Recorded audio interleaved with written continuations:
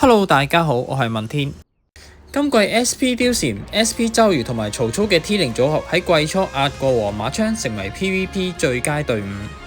不過呢一隊下季曹操冇咗自軍之後，實力會稍為下降，加上季初冇工兵保密，好難係第一隊出。而今集就會實測改配版，曹操換賈詡。換咗賈詡之後，雖然冇咗曹操嘅真傷，但係就可以慳翻一個工兵保密。喺開荒之後，第一隊出都冇問題。呢隊本身冇控技，而賈詡嘅混亂強力打控為呢隊帶來無限嘅可能，亦彌補咗輸出不足嘅問題。SP 貂蟬嘅減傷雖然好硬好坦，但係就需要時間去疊加佢嘅減傷。喺打速攻隊嘅時候會比較蝕底，再加上冇埋曹操呢架坦克車擋刀就更加脆。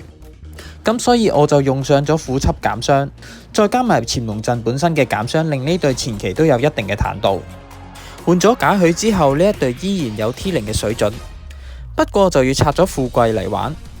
如果想共存富貴嘅話，喺未有公佈之前可以先用賈詡，之後換翻曹操，然後賈詡再翻去組富貴騎。咁喺最後有戰報俾大家參考翻。